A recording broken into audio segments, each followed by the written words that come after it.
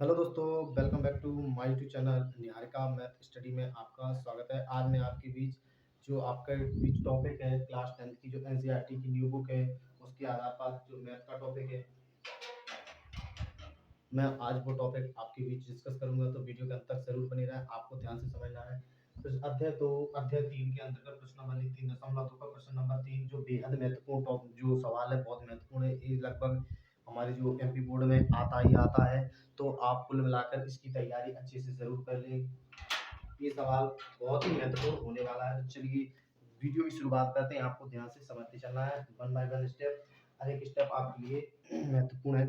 तो देखिए ध्यान से इसको हम सॉल्व कैसे करेंगे। देखिए तो मैं पढ़ के बता देता हूँ आपको कि दो संख्याओं का अंतर 26 है और एक संख्या दूसरी संख्या की 3 गुनी है। तो संख्या निकालिए, हमें वो संख्या ज्ञात कीजिए। तो संख्या कौन कौन सी है, तो हम प्रश्न पर गौर करेंगे और आगे सवाल को सॉल्व करेंगे। तो लिखेंगे प्रश्नानुसार, यहाँ पर लिखेंगे प्रश्नानुसार। प्रश्नानुसार क्या है कि दो संख्या निकालनी है। ठीक है, ये दो संख्या कौन कौन सी है, एक संख्या और दो संख्या। तो हम लिखेंगे प्रश्नानुसार माना कि पहली संख्या को मान लेते हैं हम। पहली संख्या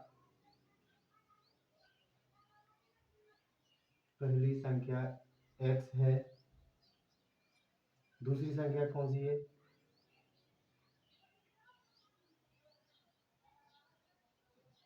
दूसरी संख्या y। ठीक है, दूसरी संख्या y। तो क्या कह रहे हैं कि दो संख्याओं का अंतर मतलब होता है दो संख्याओं का अंतर 26 है। मतलब ये दो संख्या है x और y, और इनका अंतर क्या है, इनका अंतर यानी माइनस कितना है, 26। ठीक है, इसको हम समीकरण नंबर 1 देंगे। इसको हम समीकरण नंबर 1 देंगे।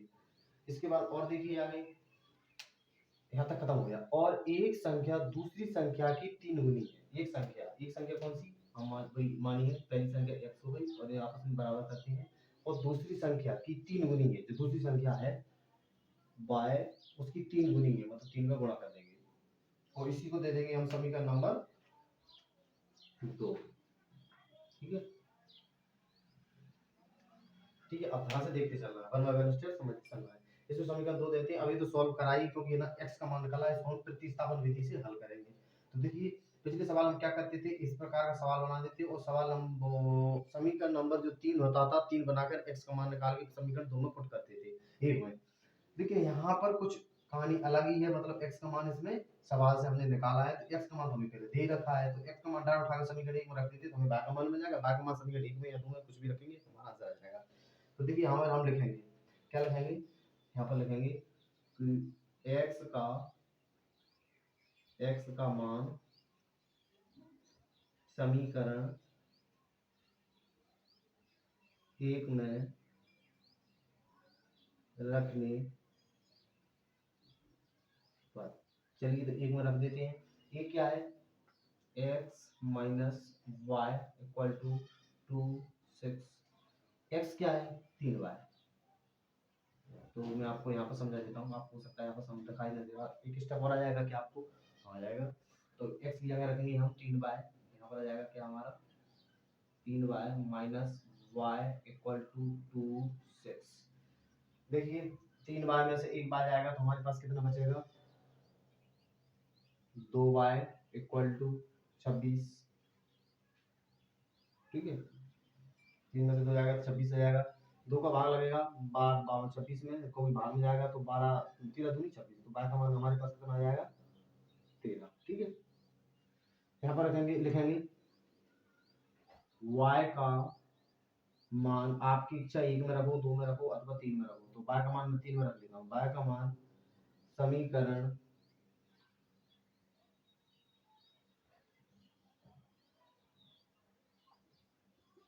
3 में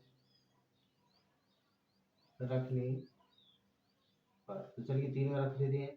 3 कहाँ है, जे लिखा है x equal to 3y, x equal to 3 और y का मान हम निकाल चुके हैं।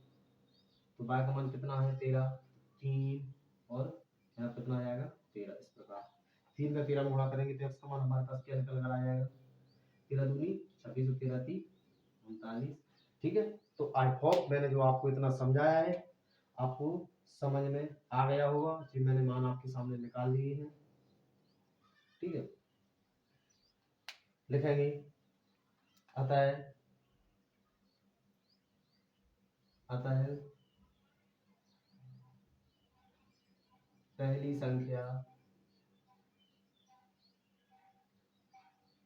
संख्या जो x का मान था वो कितना था 39। तो पहली संख्या 39 तथा